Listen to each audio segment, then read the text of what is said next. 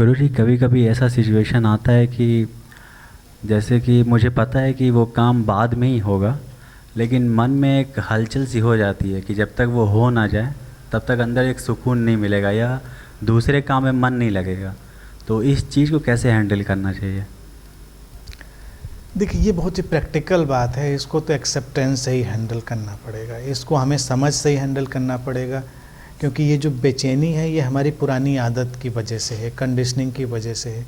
और किसी भी चीज़ को घटने में, उसकी हैपनिंग में एक पैटर्न होता है, एक सर्टेन टाइम होता है, तो हमको उस टाइम का वेट तो करना ही पड़ता है। इवन मान लीजिए तुमने कोई एग्ज़ाम दिया, उसका रिज़ल्ट आना है, कितने भी बेचैन हो, रिज़ल्ट तो अपने टाइम से ही आएगा।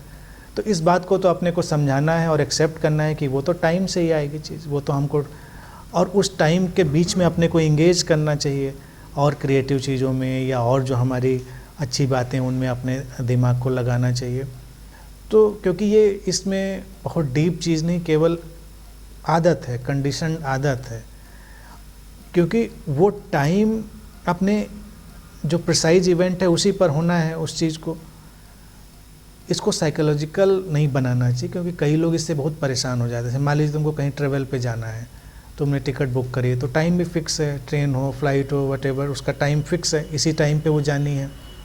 तो अपनी तैयारी करिए, तैयारी करने में मनाही नहीं है, तैयारी करके रख लीजिए और चले जाइएगा। कई लोग जब यूज्ड टू हो जाते हैं बहुत सफ़र करने के, तो वो तो घंटे भर पहले ही अपना सामान भी रखते हैं और आराम से निकल लेते हैं। लेकिन कई लोगों को मैं जानता हूँ वो तो महीने भर पहले ही से अपना सूटकेस लगाने लगते हैं। बल्कि एक सज्जन तो हम जानते थे, वो महीने भर या 20 दिन पहले तो सूटकेस पैक करके अपने कमरे में रख लेते थे। उनको भी टेंशन, घर वालों को भी टेंशन कि कहीं जा रहे हैं, इतनी उत्तेजना होती थी। लेकिन अब भाई आप महीने भर पहले पैक कर लें, चाहे 10 महीने पहले पैक कर लें, टाइम तो वही जाने का है, उसी समय जाएंगे। तो ये अपने को समझाना है, अपने को सजेशन देने की ज़रूरत है कि इसका कोई मतलब नहीं है, चीज़ अपने टाइम से होगी। शाम हो गई है अभी, सुबह होने का अपना एक पैटर्न है, सुबह अपने आप होगी। अब सुबह जल्दी लाने के लिए हम रात पर रात जगा करें, ये भी पॉसिबल है। सुबह जल्दी लाने के लिए हम सो जाएं अभी से, तो ये भी पॉसिबल है। जैसे कुछ बच्चों को, कई लोगों को ऐसा भी लगता है, किसी को सुबह आना है अगले दिन, तो उन्हें अभी सो जाओ तो जल्दी आ जाएगा, यानी कि वो कल का दिन है वो जल्दी आ जाएगा। अब जल्दी तो नहीं आएगा, वो आएगा तो उतने टाइम से। बिटवीन द टाइम मुझे लगता है कि मेडिटेटर को क्रिएटिव होना चाहिए, लाइफ को वन डायमेंशनल कभी नहीं बनाना चाहिए। उसमें कुछ करिए, डू समथिंग, यानी कि डू जब मैं कहता हूँ तो होने दीजिए, यानी कि संभावनाएं तो बहुत है, होने दीजिए। अगर हम पढ़ाई भी कर रहे हैं तो इतना भी वन डायमेंशनल पढ़ाई ना करें कि हमको उसके सिवा कुछ समझ में नहीं आता। हमने जब एग्ज़ाम दिया तो उसके बाद बिल्कुल सन्नाटे में बैठे हैं, तो डिप्रेशन के बहुत चांसेज हैं। बहुत सारी चीज़ें ढूंढिए और हम क्या क्रिएटिव चीज़ें कर सकते हैं। लिखने का शौक़ है तो कुछ लिखिए, कुछ पढ़ने का शौक़ है तो पढ़िए, घूमिए, जो भी व्हाटएवर जो करना है। लेकिन टाइम तो अपने से ही बीतेगा, वो इवेंट तो तभी आएगी। ये केवल कंडीशनिंग हैबिट की होती, उसको हमें मिटाना चाहिए, जल्दी से मिटाना चाहिए। फिर कॉन्फिडेंस तो धीरे धीरे यही है कि फिर प्रिसाइज इवेंट पर आप अपना परफॉर्म करते हैं, चिंता नहीं लेते। इवन पब्लिक स्पीकिंग है, जैसे मान लीजिए अब मेरे लिए इतना नॉर्मल इवेंट की तरह से सब रहा बचपन से कि जब जहाँ कहीं मैं खड़ा हो जाऊँ वहीं से मैं कुछ भी बोल सकता हूँ, और बड़ा सिस्टमेटिक, तो मुझे कोई सोचता भी नहीं कि मुझे बोलना है।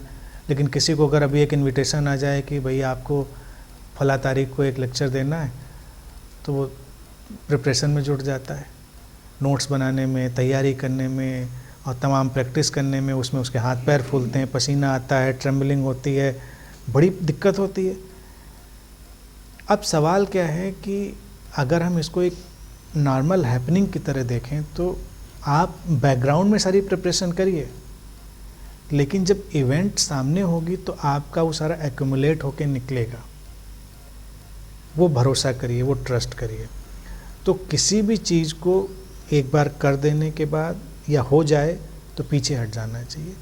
अदरवाइज बहुत चांसेस होते हैं OCD के, यानी कि माइल्ड से लेके और सीवियर ऑब्सेसिव कंपल्सिव डिसऑर्डर पैदा हो सकते हैं। ऑब्सेसिव कंपल्सिव डिसऑर्डर, देखिए आज के सोशल मीडिया के एज में क्या है कि आपने कहीं एक मैसेज किया पहले तो सुविधा थी नहीं, पहले तो चिट्ठी आपने लिखी तो चिट्ठी आएगी तब आएगी जवाब उसका, हम लोग इंतज़ार करते थे आराम से, कितनी सुकून की ज़िंदगी थी। चिट्ठी वाला टाइम बड़ा सुकून का था। अब तो आपने एक मैसेज किया, जवाब का आपको इंतज़ार है, तो आप दिन में बस हर बार स्क्रॉल करते रहते हैं स्क्रीन कि आया कि नहीं आया। अब अगर इसको हम प्रैक्टिकली देखें तो क्या ज़रूरत है स्क्रॉल करने की, जब आएगा तो नोटिफिकेशन आएगा ना, नोटिफिकेशन आएगा तब देख लेंगे। हमारे हर बार स्क्रीन को देखने से तो आ नहीं जा रहा, जवाब देने वाले को देना है, और इतनी जल्दी चाहिए तो आप डायरेक्ट बात करिए भाई, प्रैक्टिकल चीज़ों पे। उसको OCD में कभी कन्वर्ट नहीं होने देना चाहिए, और बीच के टाइम का जो सदुपयोग है बस वही उसकी एक दवा है, वही एक हीलिंग है। ठीक है, आज के लिए इतनी बात।